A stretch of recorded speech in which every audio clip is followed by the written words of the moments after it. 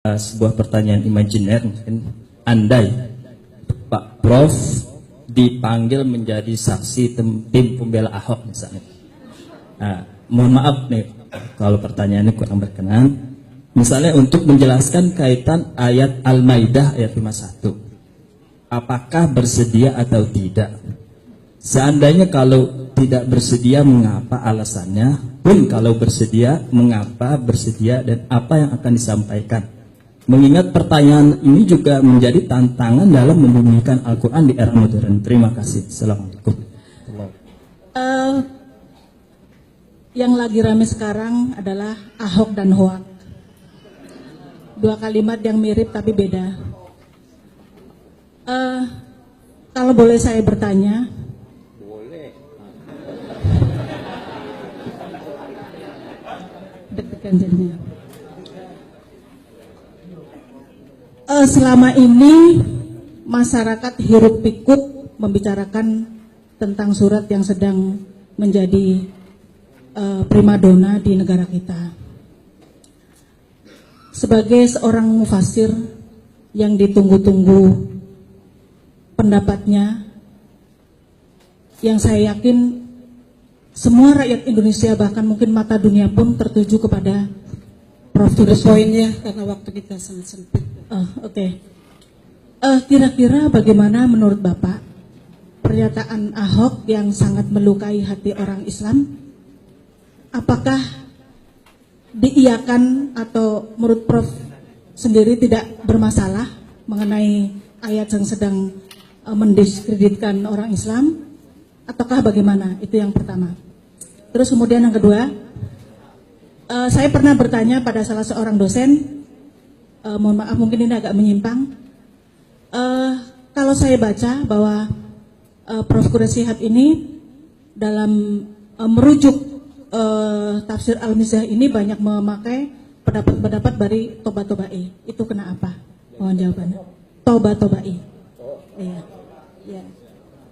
Ya, kalau yang saya tahu kan bahwa Toba-Toba itu adalah dari kalangan Syiah ya. Mohon maaf. Assalamualaikum warahmatullahi wabarakatuh. Oh iya. Dari mana saudara tahu bahwa saya diminta untuk jadi saksi ahli? Hah? Kenapa? Seandainya Bapak. Oh sudah tidak, jadi tidak perlu saya jawab itu. Jangan berandai-andai. Ya, Oke, saya jawab sekalian saya jawab. Seandainya saya diminta, saya tidak akan mau. Kenapa? Saya sudah jelaskan.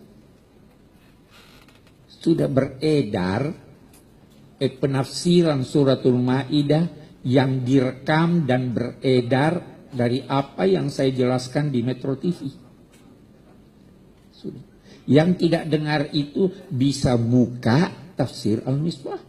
Jadi kalau mau tanya tentang tafsirnya, pendapat saya, itu sudah ada. Soal tafsir ayat ya. Oke.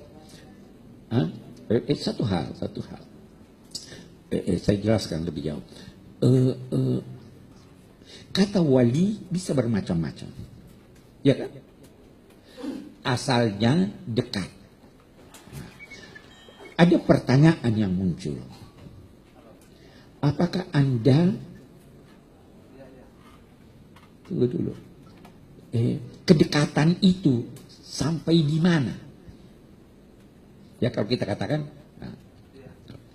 apakah dalam, kalau diartikan pemimpin, apakah dalam segala macam kepemimpinan atau kepemimpinan khusus?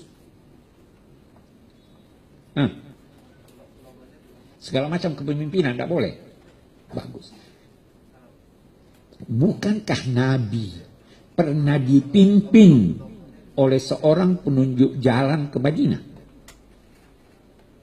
Abdullah bin Uraiqid. Pernah atau tidak?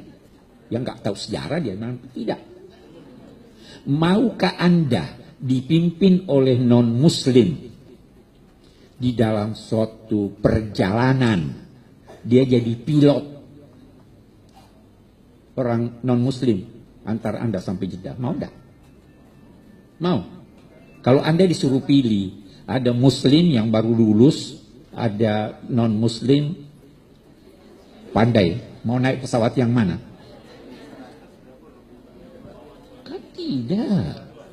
Ini kita ingin memahami kan. Terus ada yang mengartikan yang dilarang itu sahabat karib. Jangan jadikan sahabat karibmu. Nah, kita lihat sekarang. Boleh enggak muslim kawin dengan masihiyah? Boleh enggak seorang perempuan Kristen kawin dengan lelaki muslim? Boleh enggak? Itu sahabatnya atau tidak? Lebih dari sahabat ya. Harus loyal kan? Jadi bukan semua, Anda harus tetapkan ini. Itu sebabnya yang saya tulis di tafsir Al-Misbah adalah menjadikannya sahabat pun, apalagi pemimpin, menjadikannya sahabat sehingga mempengaruhi kepribadian Anda sebagai muslim. Saya banyak ditanya itu, teman-teman, ini kita tidak boleh, saya dagang nih, hubungan dagang, bisnis dengan non-muslim, boleh tidak? Yang bisa mempengaruhi sehingga Anda menyampaikan rahasia-rahasia umat sehingga terugikan, Anda terpengaruh dengan itu yang dilarang. Itu menurut saya. Tetapi kita lihat Al-Quran hammalatun lil wujuh, bisa bermacam-macam penafsirannya. Siapa yang mau tafsirkan begini silahkan. Siapa yang asal sesuai dengan kaedah-kaedah. Jadi bisa saja kita beda pendapat. Satu lagi saya, Anda boleh mengutip pendapat orang Barat dalam konteks memahami Al-Quran atau tidak? Boleh atau tidak? Boleh ya? Walaupun kafir, walaupun sesat. Benar, kebenaran. Boleh enggak? Boleh. Boleh ambil hikmah dari orang gila? Tidak boleh? Boleh. Al-hikmatu dhalatul mu'min. Jadi kalau itu boleh, terlarangkah saya mengutip pendapat Tabatabai? Kalau benar, saya kutip. Kalau tidak, kalau saya kutip, saya bantah. Salah satu yang saya bantah, baca tafsir Al-Misbah, la yamassuhu illal mutahharun. Dia tafsirkan Al-Mutahharun adalah dia katakan berdasar firman Allah, innama yuridullahu liyudhiba ankumur rijsa ahlal bait wa yutahhirakum tathira. Jadi berarti yang hanya bisa menafsirkan Al-Quran ahlul bait. Saya bantah atau tidak? Saya bantah.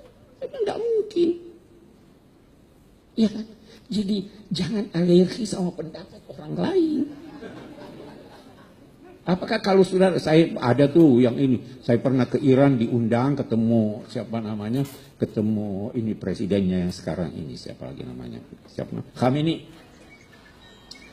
Ali Khamenei, dia peluk saya peluk dia. Masa waktu dia peluk saya bilang jangan peluk saya.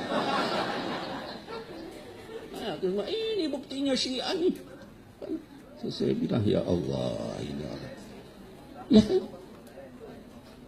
Saya berpendapat bahwa Syiah itu bermacam-macam. Ada yang kafir, ada yang muslim.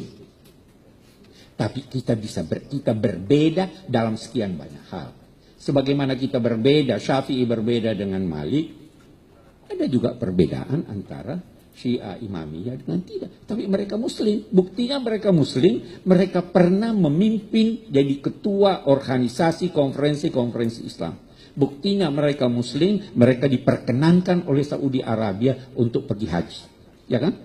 Buktinya mereka muslim adalah jauh sebelum ini Saudi Arabia dan Iran itu berdekatan. Jadi kenapa harus ini hanya baru muncul dikaitkan dengan politik? Baru muncul setelah lahirnya faham-faham keras. Baru muncul setelah adanya benih-benih memisahkan antara kaum muslimin. Jadi saya tidak ini, saya kutip siapa saja, karena yang non Muslim pun saya kutip. Nah, kecuali kalau Anda mau berada dalam tempurung. Jelas itu ya?